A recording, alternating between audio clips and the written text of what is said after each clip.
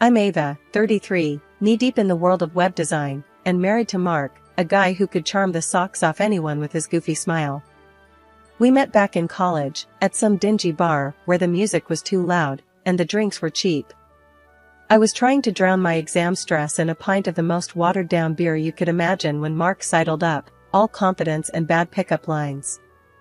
"You look like you've lost your last friend, can I apply for the position?" he had said, and despite the cheesiness, I laughed. That laugh sealed our fate. Fast forward through years of cramped apartments, late-night takeouts, and dreams bigger than our paychecks, we tied the knot, ready to start a family. But, as it turned out, dreaming was the easy part. Years went by with no baby in sight.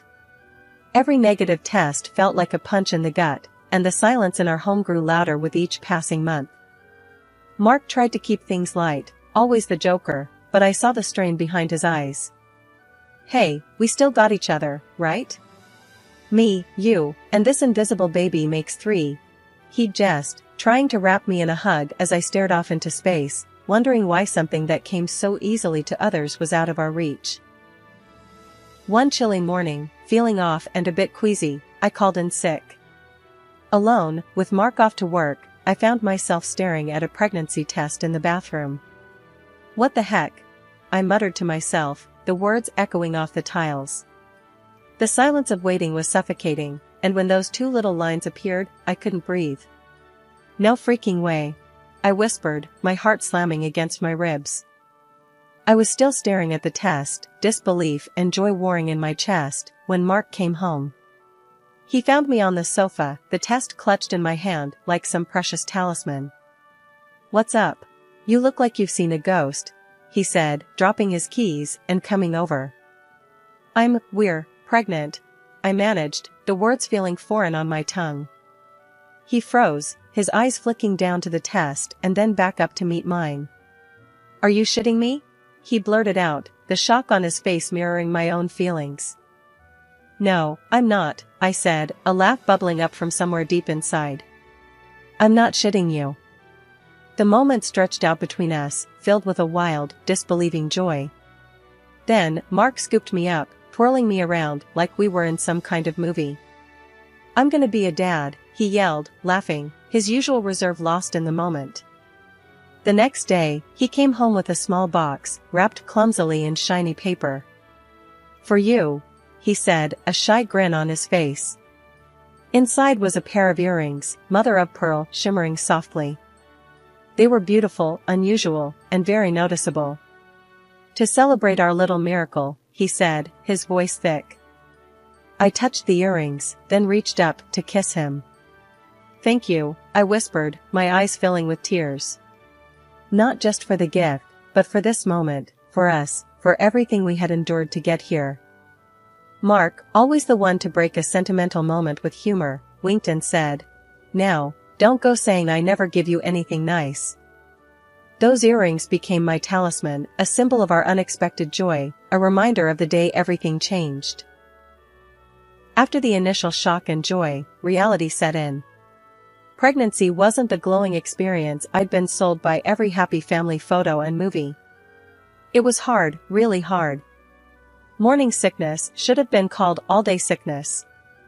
I was a web designer by trade, glued to my screen, but now even the faint glow made me queasy.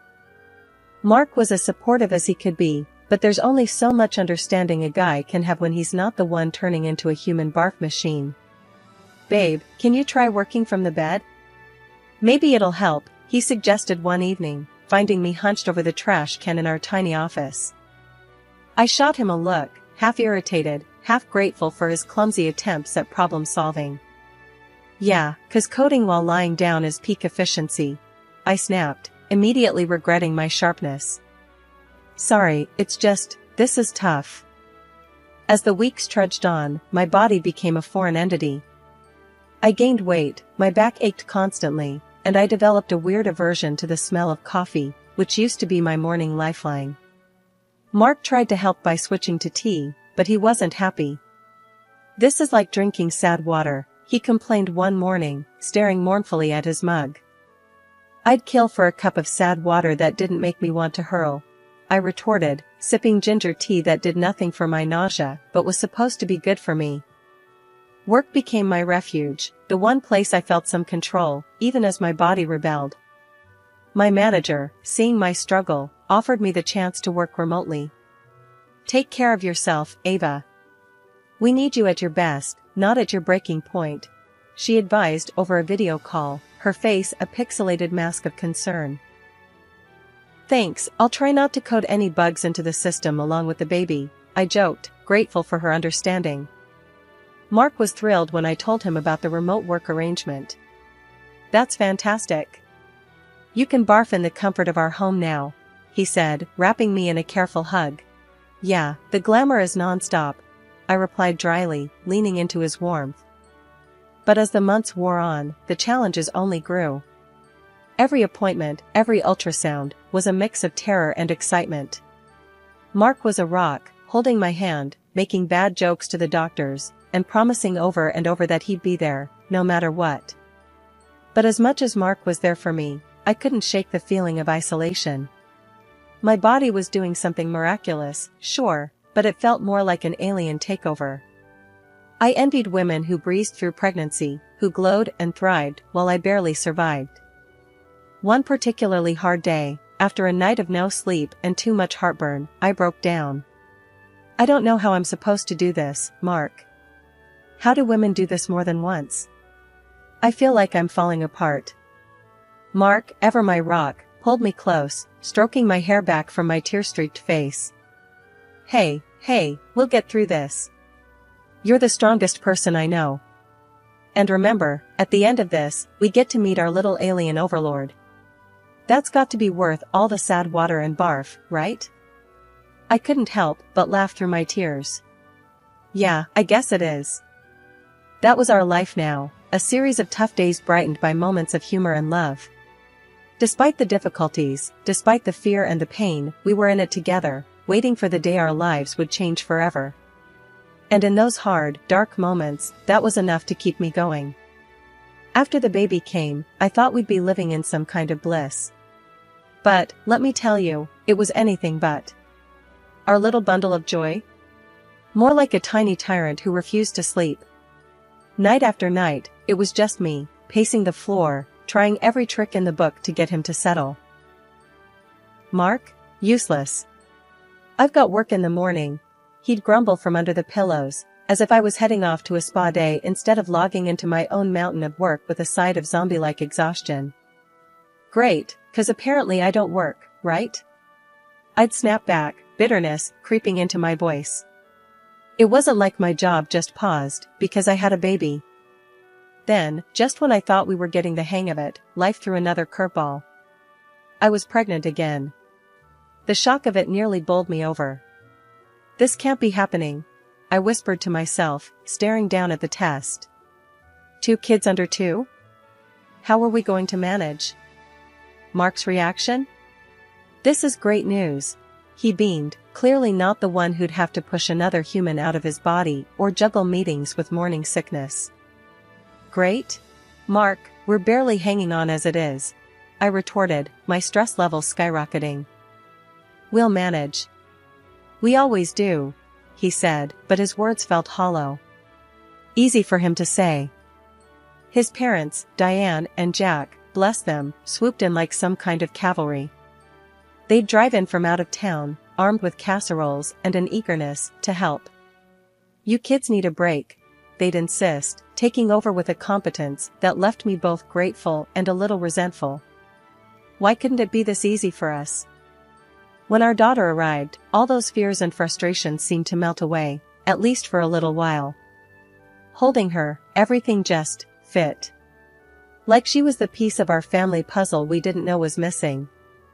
"Hello, beautiful," I whispered, tears of joy replacing those of exhaustion. But the reality was, we were in over our heads. Mark was over the moon about our daughter, sure, but his solution to our chaos was to dive even deeper into work. "We need the money," he'd say, a defense that was getting old. "More than we need you?" I'd counter, watching the gap between us grow wider with every late night and missed dinner. His parents became our lifeline, filling in the gaps, supporting us when we were too stubborn to admit we needed it. It was a weird mix of gratitude and guilt, relying on them so much. In those early days, staring down at my daughter's face, I couldn't help but feel a twinge of hope. Maybe, just maybe, we could make this work. But as the sleepless nights stacked up and Mark's presence became more and more like a guest appearance, I couldn't shake the feeling that we were drifting further apart. "Look at her, Mark. She's perfect," I'd say during one of his rare moments at home, hoping to bridge the gap between us. "Yeah, she is," he'd agree, but his eyes were always on the clock, his mind elsewhere. After our second kid came into the picture, things didn't magically get easier like I hoped. Between the sleepless nights and trying to keep up with work, I noticed the pounds piling on. It wasn't just the baby weight anymore, it was stress, lack of sleep, and grabbing whatever I could eat during a rare moment of peace. Mark? He seemed more distant than ever. Where we used to crash on the couch together, exhausted but together, now there was just this cold space. I told myself it was just a phase, that we'd get back on track soon. But deep down, I was worried. His work became his excuse for everything. Late nights, weekends, even business trips that seemed to pop up out of nowhere. Meanwhile, I was killing it at work, somehow managing to juggle deadlines and diapers. The kids, bless them, were turning out to be my little motivators. Seeing them thrive, especially after I managed to get them into a decent private kindergarten, gave me a weird sense of accomplishment. But Mark and I? We were like ships passing in the night. And when he finally did drop his bombshell, it hurt like hell. "You've let yourself go," he said one night, out of the blue. No lead up, no gentleness, just those words, cutting deep. I was stunned. "Excuse me?" He shrugged, as if he'd just commented on the weather. "You're not. I'm just not attracted to you anymore." It felt like a punch to the gut. Here I was, trying to hold everything together, and this was what I got. Tears stung my eyes, but I was too proud to let them fall in front of him. "So, what? You're just giving up on us?" He didn't even have the decency to look conflicted. "I don't know, Ava. It's just how I feel." That night, I cried myself to sleep, not sure how we'd gotten to this point. But by morning, I was done feeling sorry for myself. I decided to take control, for me and for our kids. I started eating better, joined a gym, and threw myself into my workouts with a vengeance. Mark's reaction? If you could call it that, was a big fat nothing. He noticed, sure, but he didn't care. Not really. He was too caught up in his own world, treating the kids like they were more of a burden than a blessing. "We should have thought this through," he'd say, casting a cold eye over the chaos of toys and laughter. I bit back the sharper retorts that came to mind. Arguing wouldn't change how he felt, but I couldn't help but wonder when he'd become this person, so distant from the man I'd married. Despite it all, I pressed on. The gym became my sanctuary, a place where I could shed the weight and the worries. Slowly, I started to see progress, feeling stronger, more like myself than I had in years. But as I changed, Mark stayed the same. Indifferent. Distant. It was like we were living separate lives under the same roof. I missed him, or at least, I missed the idea of him, of us. Our wedding anniversary was rolling around, a day that used to mean champagne toasts and stolen kisses. This year, though, it felt more like a reminder of everything that had gone sideways between Mark and me. But I'm a fighter, always have been. So, I cooked up a plan to maybe, just maybe, salvage whatever was left of us. I called Mark during one of his rare breaks at work. "Hey, our anniversary's coming up. Thought maybe we could do something special," I ventured, heart hammering. There was a pause, long enough for me to regret bringing it up. "Sure, Ava. What did you have in mind?" His voice was flat, distracted. I pressed on, nerves be damned. "How about a weekend getaway? Just us, no kids, no distractions." "Sounds expensive," was his immediate response, and I could almost hear his eyebrows raising in skepticism. I bit back a sigh. I found a deal. It'll be nice, Mark. Like old times. He was silent for a moment. All right, book it. But it's your show, Ava. I'm swamped here. Not exactly the enthusiastic partner I was hoping for, but I'd take it. I went all in, booking a cozy hotel room and arranging for his parents to watch the kids. I needed this weekend to be a turning point for us. The day before our trip, I laid out the dress I'd bought especially for the occasion. I tried to find the mother-of-pearl earrings that Mark gave me, but they were missing somewhere. It's okay, I thought, because everything else is ready. I waited for Mark at the hotel, anticipation turning to anxiety as the hours ticked by. My phone was silent, his side of the bed untouched. Finally, I couldn't take it anymore. I called him, my voice shaking. Mark, where are you? You're late. Look, Ava. I'm not coming, he said, and just like that, my fragile hope shattered. What do you mean you're not coming? It's our anniversary, Mark. I was on my feet now, pacing the room. He sighed, a sound that felt like a slap. I can't do this, Ava.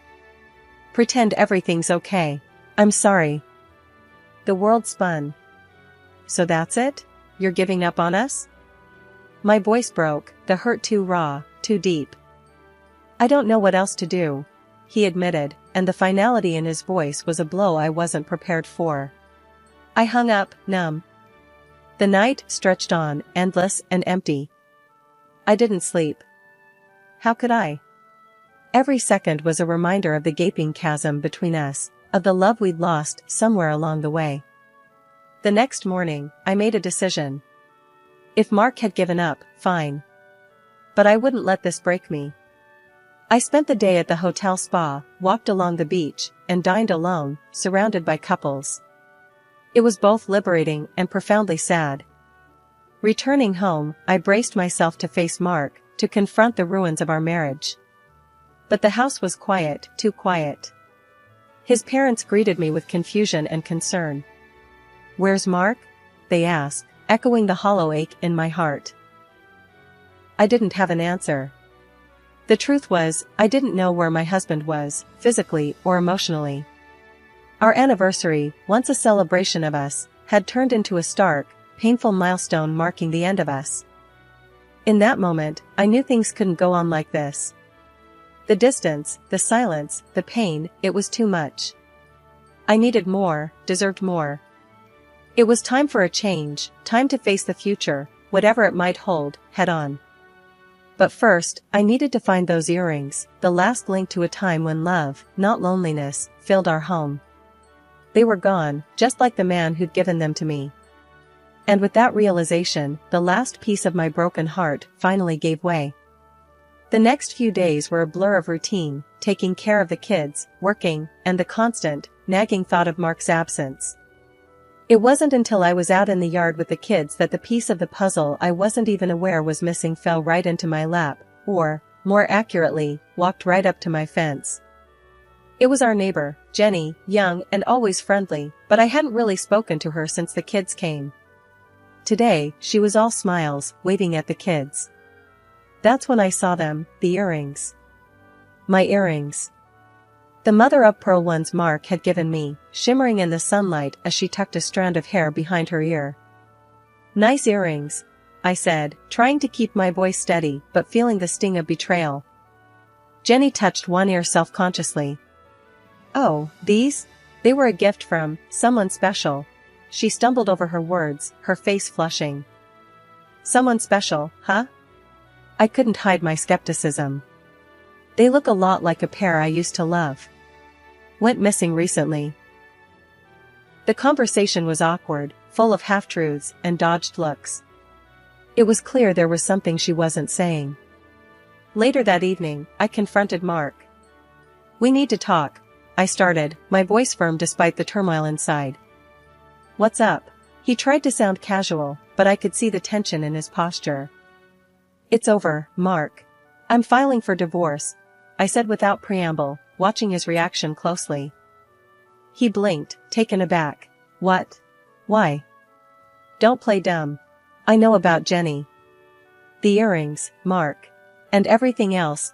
I pressed on, feeling a mix of anger and heartbreak. For a moment, he looked genuinely shocked. But then, his expression shifted to something darker. He laughed, a harsh, angry sound. So, you found out? Yes, I've been seeing Jenny. Gave her those earrings, because I wanted to. I don't care about us anymore, Ava. His words were like a knife. But I was prepared. I want you out, Mark. And I expect financial compensation for your adventures. He exploded at that. Compensation? You won't get a dime from me. That's when I played my final card. Actually, I recorded our conversation just now. Your confession. It'll be more than enough for court. Mark's anger turned to disbelief, then fear. You can't do that. I just did, I said, the finality in my voice marking the end of our marriage and the beginning of my fight for justice. After I decided to file for divorce, things moved quickly. Armed with the evidence of Mark's infidelity, I felt a grim satisfaction knowing I had the upper hand. The court didn't hesitate. They saw right through Mark's excuses and awarded me financial compensation and alimony for the kids. It was a small victory in the grand scheme of things, but it felt significant. Mark's parents, surprisingly, came out firmly on my side. It was a bitter pill for Mark, realizing he'd lost not just his marriage, but the support of his family too. One afternoon, while the kids played in the yard, Mark's mom, Diane, and I sat down for a rare moment of quiet. We're so sorry, dear, she began, her voice thick with emotion. We never raised him to be this way. I nodded, not sure what to say. The betrayal still stung, but seeing them stand by me meant more than I could express. I appreciate you both. The kids love having you around. Diane reached over and squeezed my hand. They're our grandkids. We'd do anything for them. And for you. You're more of a daughter to us now than ever. Life after the divorce wasn't easy, but it was mine. The house felt emptier, yet somehow fuller too. Full of possibility, of new beginnings. The kids adapted, resilient as ever, finding joy in the simplest moments. And me? I threw myself into work and motherhood, determined to build a bright future for us. One day, I was at the park with the kids, watching them play, their laughter a balm to my soul, when Diane joined me on the bench. You're doing an amazing job, Ava, she said, her tone sincere. Thanks, Diane. It means a lot, coming from you. We miss you guys when you're not around, I replied, grateful for her and her husband's unwavering support. We wouldn't be anywhere else. Those kids, and you, are our family, no matter what Mark has done, she stated firmly. The conversation shifted to work, to the kids' latest antics, to the future. It was comforting, this new normal we'd established. A testament to the fact that family isn't always defined by blood, but by the bonds you build. As the months passed, I found strength I didn't know I had. The gym became a regular escape, not just for my physical health, but for my mental well-being too. My body grew stronger, and with it, my confidence. Then, one unexpected afternoon, I ran into Mark at a local cafe. The man sitting across from me was a stranger in many ways, worn down by his choices. Ava, you look great, he said, almost in awe. I nodded, polite but distant. Thanks, Mark. How have you been? Struggling, he admitted. Listen, I've been thinking, maybe we could start over? I've changed, Ava. The words hung in the air, a tempting offer to rewind time. But looking at him, I realized I didn't want to go back. I had moved forward, built a life that was whole and happy without him. Mark, I wish you well, I really do. But that part of my life is over. The kids and I, we're doing great. It's best we keep moving in our own directions, I said, my voice steady. He nodded, disappointment etched on his face. I understand. I miss the family, you know? I know, but we're doing just fine. Take care of yourself, Mark, I replied, standing to leave. Walking away, I felt a surge of empowerment. The encounter, brief as it was, reinforced how far I'd come. I was no longer the woman who waited for her husband to come home. I was Ava, strong, independent, and thriving.